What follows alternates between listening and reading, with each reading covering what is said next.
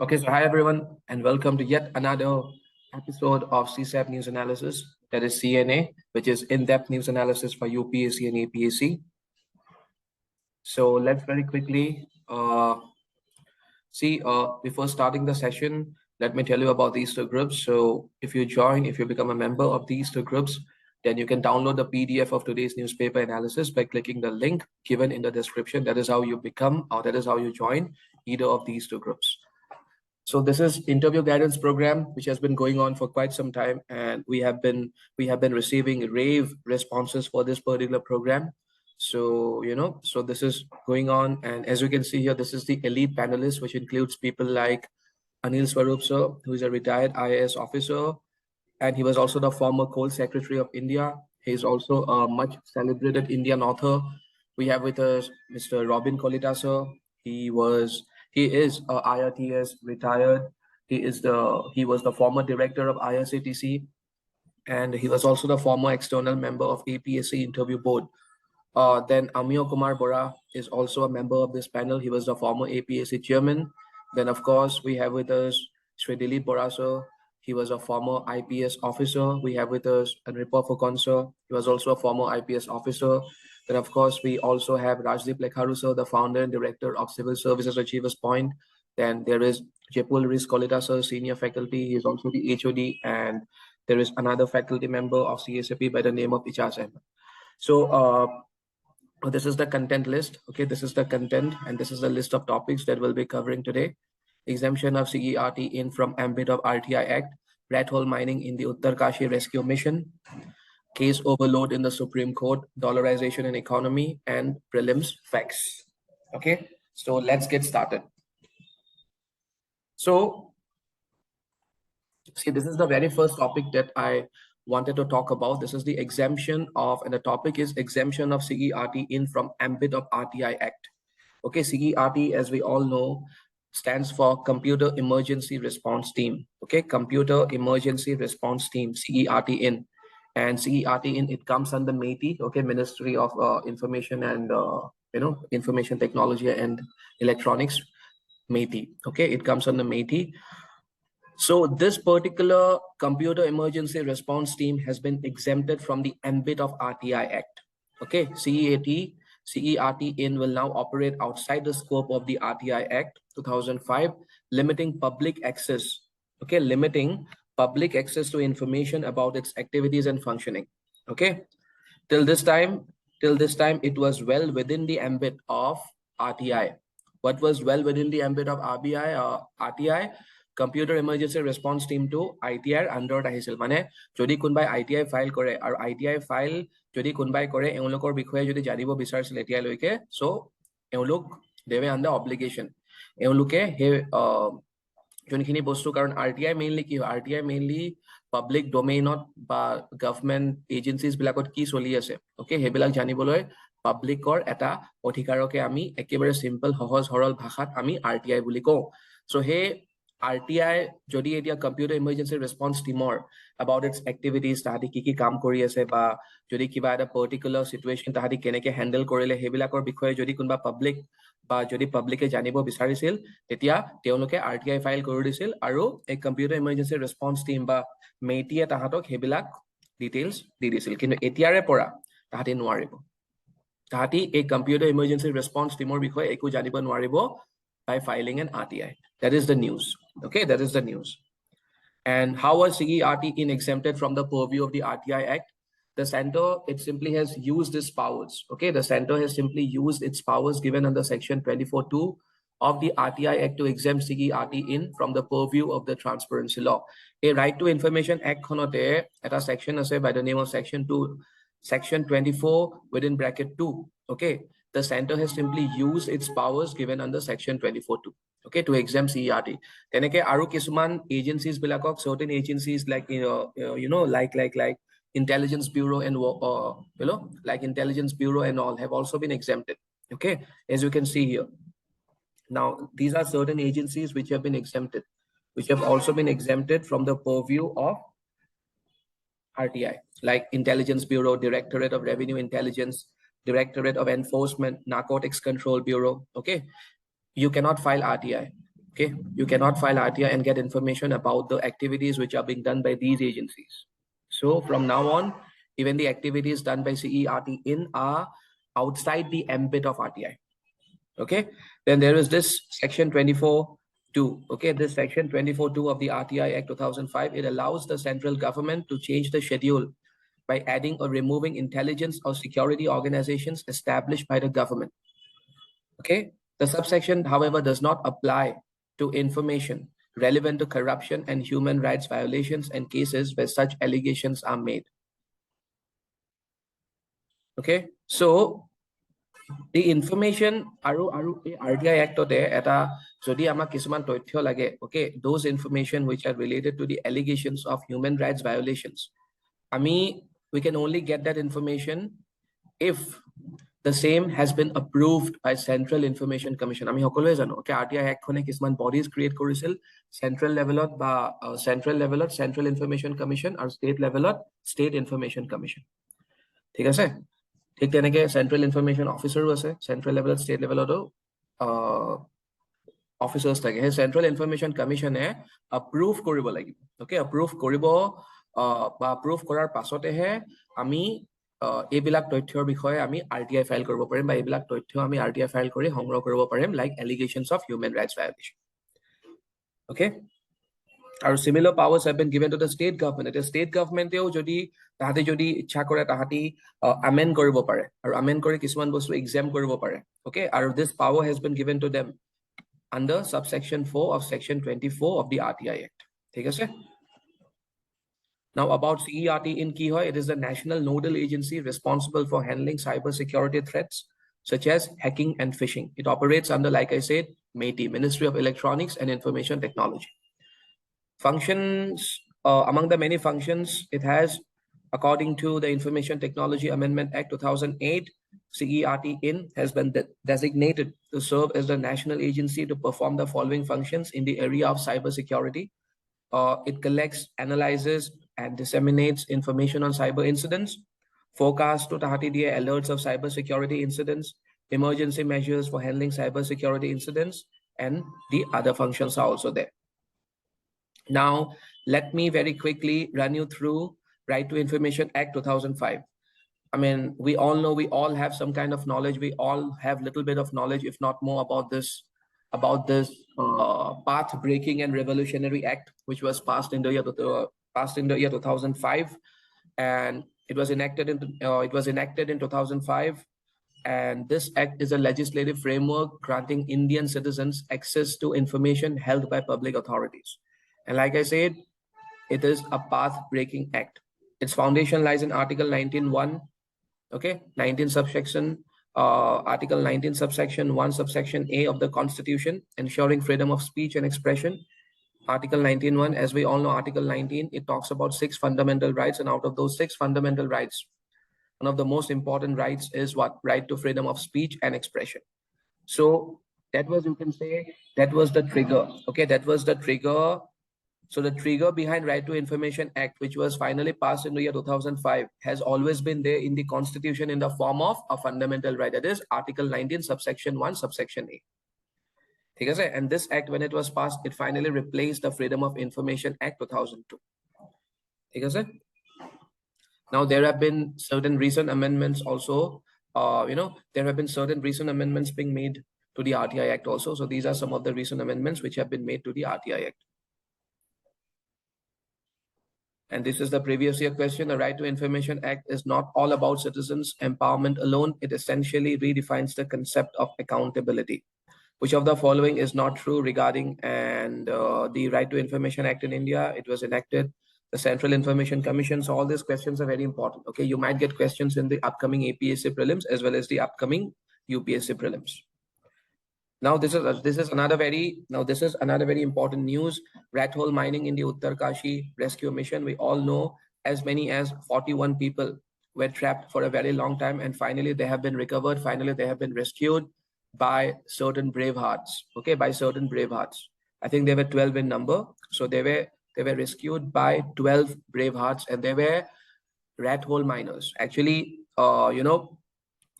various modern techniques were also deployed to rescue the ones who were trapped inside a tunnel, but all that was of no avail. Because all that was of no avail, so we had to take the help of rat hole miners. So in this particular news, we will talk about the dangers involved in rat hole mining, and also we will look into the fact that rat hole mining has already been banned by the National Green Tribunal, which has imposed a ban on an embargo on this kind of mining. By the way, rat hole mining is also something which goes on very close to Assam in the state of Meghalaya. Okay, and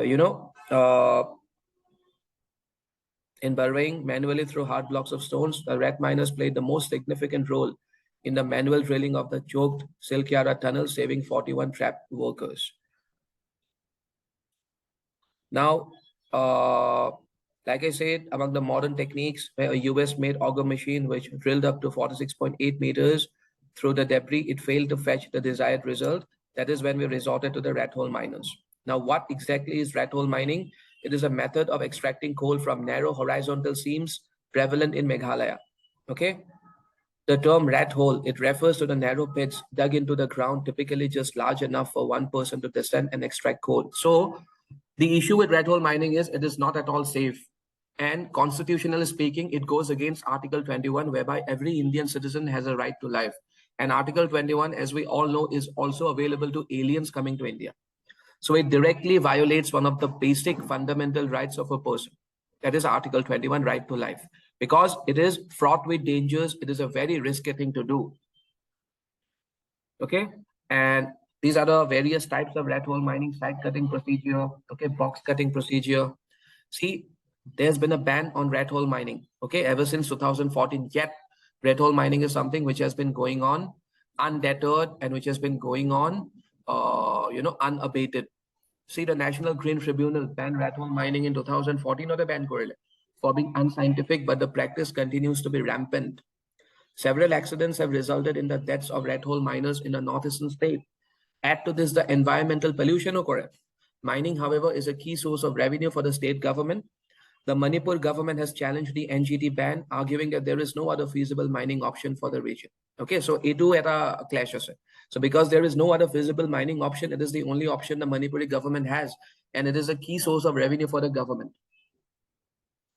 And there was this panel appointed by the Meghalaya High Court in 2022. It found rat hole mining continues unabated, like I said, in Meghalaya. Because now there are several concerns, like I said, safety issues, environmental hazards, they are typically of unregulated. Okay, there is not a particular body regulating the activities of the rat hole miners. They lack safety measures, proper ventilation, structural support. It is also perilous for the miners, but also detrimental to the environment. Because a rat hole mining, or it is connected to a host of ecological issues. Acidification, land degradation, deforestation, as well as water pollution. The acidic runoff from these mines, known as acid mine drainage, it has been particularly harmful. Acid mine drainage phenomena hoy. Or a phenomena to who are followed ki hoy, amar panir quality both beya hoy pore, and it also impacts the biodiversity in an adverse way. Okay, so these are certain previous year questions. In spite of adverse environmental impact, coal mining is still inevitable for development. The term intended nationally determined contributions is sometimes seen in the news. Okay, this is something very, very important. So both the questions are related to environment. See, this is another important news. Case overload in the Supreme Court. I mean, always know a startling 80,000 cases are pending before the 34 Supreme Court judges at this time. Okay, creating a significant backlog in the legal system. Okay, there's a famous saying also, there's a famous dialogue. Okay, there's a famous Hindi dialogue, Tariq pe Tariq. So many cases are pending, and so many new cases are being filed each passing day. That has been a major issue. That has been a major problem. That has been a major problem facing Indian judiciary since a long, long time. But still, till today, we have not been able to find out a solid solution to this problem. I mean, ajiloike porane. Okay, his situation to pa ulai ahibo karone ami ajiloike porane. Supreme Court of India ki hoy ami always jano. So ekhini bostu apnalokok nokoleও hobo. It was established under Article 124 of the Constitution. ঠিক আছে? ইয়াৰে কিছুমান বস্তু আমি Government of India Act 1935 to origin হৈছিল বুলি আমি জানো. How many cases are pending? Now, this is a very serious and burning issue. Till September 2023, amar hato data ase. Okay. The number of cases are 80,344. Just imagine, of this, 78% are civil matters, 22% criminal cases. And interestingly, the Supreme Court has till date disposed of 36,164 of the total 37,777 cases filed so far in 2023. Okay. So more than 4,000 cases pending before the Supreme Court are over a decade old. 10 বছৰৰ 4,000 cases. Okay, Supreme Court or osorat pending hoi thoka 4,000 cases. Enekwa 4,000 cases hoy junbilak 10 বছৰৰো অধিক পুৰণা cases. Okay, হেবিলাক cases file কৰা 10 বছৰতকে বেছি হৈ গল, কিন্তু আজিলৈকে Supreme Court judgment দিবই পৰা। এতিয়া কাৰণ কি? Okay, এই বস্তুটোৰ কাৰণসমূহ হল, এক নম্বৰ আমি কবই লাগিব low strength of judges. ঠিক আছে, 34 judges হয় sanction strength, কিন্তু তাৰ বিনিময়ত okay বৰঞ্চ আমাৰ বা Supreme Courtত মাত্ৰ 32 জন judge, whereas sanction strength কিমান হয় 34. And according to a response provided by the law minister in Rajya Sabha law minister koise India has approximately 21 judges, matro 21 jon judges per million population. Million mane 10 lakh. Per 10 lakh population or karne matro 21 jon judge. So there is a wide disparity between the number of judges and the population. Absence of judges. Okay, Supreme Court or judge they have to attend various official and non-official functions. After annual summer vacation of bahut digholia, which is typically for 7 weeks starting at the end of May. Law Commission of India reporter mode Supreme Court has 193 working days a year for its judicial functioning. About 365 days or just 193 working days. Lack of infrastructure is another reason. The Supreme Court faces a shortage of adequate infrastructure, courtrooms.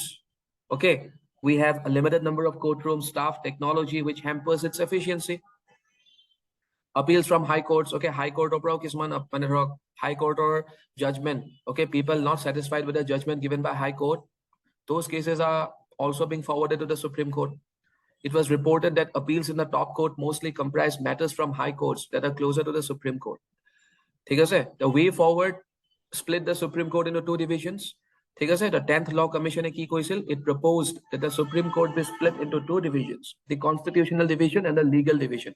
Okay, this could be one way to solve this burning problem. Establish the regional benches of the Supreme Court. The 229th Law Commission report 2009 recommended 4 regional branches to be located in Delhi, Chennai, or Hyderabad, Kolkata, and Mumbai. Okay, regional branches to hear non-constitutional issues. Okay, it is our Reserve Bank of India regional Supreme Court of India SCI our regional branches nai. But Law Commission report 2009 it had recommended having at least 4 regional branches. Increase the number of work days. Vacation. Okay, this has also been proposed that the vacation be reduced, the vacation be curtailed for the Supreme Court judges. And obviously there will be questions on Supreme Court because Supreme Court is the apex judicial body of India. So with reference to the Indian judiciary, consider the following statements. 2021 critically examine the Supreme Court's judgment on the National Judicial Appointments Commission Act and as well as CSAP previous year question. Okay, discuss the factors contributing to the staggering backlog of cases in the Indian Supreme Court. Discuss key reforms needed to address the challenges faced by the Supreme Court. Then dollarization and economy. This is also very important news. The recently elected president of Argentina, it promises to replace the Argentine peso with the dollar. However, the immediate implementation of dollarization seems unlikely due to the scarcity of dollar reserves in Argentina. Argentina, plagued by severe inflation and widespread poverty, it faces a pivotal moment. Hey, karne dollarization mane ki, it is thinking of introducing dollar. It is thinking of making dollar as its primary currency. That is the news. Dollarization is seen as a potential remedy. Key dollarization or meaning, it is the use or adoption of the United States dollar as the primary currency in a country. Okay, how can it save an economy? Stabilizing inflation. Dollarization can potentially curb hyperinflation. Kenege? Karon itia Argentina's hatot monetary policy Argentina's hatot nathake. Okay, jetia karon monetary policy mane kiman ami marketot kiman supply. Okay, monetary policy mane marketot আমি কিমান পইচা এৰিম বা কিমান পইচা Nerim at any particular point in time হেবিলাক বস্তু কাৰণ dollar তাহাঁতৰ বস্তুৱে নহয় ওকে ইউনাইটেড ষ্টেটছ অফ আমেৰিকাৰ বস্তু হয় সো তাহাঁতিহে কন্ট্ৰোল কৰিব সো যেহেতু তাহাঁতি কন্ট্ৰোল কৰিব আৰু আৰ্জেণ্টিনাৰ অটোমেটিকলি মানি সাপ্লাই কন্ট্ৰোল হৈ যাব আৰু মানি সাপ্লাই কন্ট্ৰোল হোৱাৰ লগে লগে ডিমান্ড কমি যাব ডিমান্ড কমাৰ লগে লগে ইনফ্লেশ্যন কমি যাব enhanced trade opportunities a dollarized economy incentivizes a focus on export oriented long term planning or সহায় কৰিব stable dollar value allows for better long term economic planning so কিছুমান এইবিলাক আৰু তাৰে লগে লগে ফৰেন ইনভেষ্টৰসকো এট্ৰেক্ট কৰিব কাৰণ ৰিস্ক কমি যাব কিন্তু এট দ্য সেম টাইম কিছুমান চ্যালেঞ্জেসও এসোসিয়েট হৈ আছে যেনেকে তাহাঁতৰ হাতত পলিসি মানে monetary policy they cannot be in control of their own monetary policy now so it's a clear attack on their sovereignty okay তাহাঁতি নিজে monetary policy formulate কৰিব নোৱাৰিব so dollarization significantly limits a country's ability to independently manage monetary policy ঠিক আছে আৰু তাহাঁতি exchange rate to change কৰাৰ বা adjust কৰাৰ flexibility to হৰুৱাই দিব ঠিক আছে now there is another term by the name of de-dollarization mane ki keneke we can reduce our dependence keneke a country can reduce its dependence on dollar that is the meaning of de-dollarization okay for example governments might pursue de-dollarization for several reasons such as reducing exposure to the impact of US monetary policy karon the moment you accept dollarization you are exposing yourself or you are at the subject or you are at USA's women fancy okay the manner in which they shape the monetary policy the manner in which they shape their monetary policy it will go to affect your country so you cannot take a decision okay the way your country will be affected that particular decision will be taken by the US you cannot take that decision so reasons associated okay for example RBI has also put in place RBI has also recently promoted de-dollarization how it has put in place the mechanism for rupee trade settlement with as many as 18 countries so these 18 countries now rupee has been determined or rupee has been finalized as the medium of exchange not dollar and how this has been done India has opened special Vostro rupee accounts for settling payments in Indian rupees and previous year questions so you can go through these previous year questions now let's talk about certain prelims facts decentralized autonomous organizations they are transforming the digital world by operating without central control governed by smart contracts and consensus decentralized autonomous organizations they are digital entities operating on blockchain technology they function without central control governed by smart contracts and the consensus of members okay the idea is to create self-sustaining community-driven entities governed by smart contracts on blockchain networks. Significance ki hoy, decentralization and democratic governance shifts power from central authorities promoting democratic decision making, transparency and trust to ahi pore, inclusivity ahi pore, global collaboration ahi pore. Now, let's talk about another important prelims fact that is Indian Ocean Tuna Commission. The working party on data collection and statistics of the Indian Ocean Tuna Commission has commenced in Mumbai, organized by the Department of Fisheries, Ministry of Fisheries, Animal Husbandry and Dairying, Government of India. Tuna ki we all know it's a very, very popular seafood. Tunas and other large pelagic species such as billfishes, sharks and rays have significant economic importance, with tunas alone contributing an estimated annual trade value of $41 billion in 2018. Just imagine how important tunas are to global trade. About tuna, it refers to a group of saltwater fish belonging to the Tunini tribe. These fish are known for their streamlined bodies, powerful swimming ability. Our tuna, the most important thing about the tunas is that the most significant part of tunas is that it is highly valued in the global fishing industry for its meat, which is commonly used in various cuisines. So that's it for today. This is our academic team, okay, and this is the supervision. This is the content developing team. On that note, I'm ending my today's session. See you all in my next session.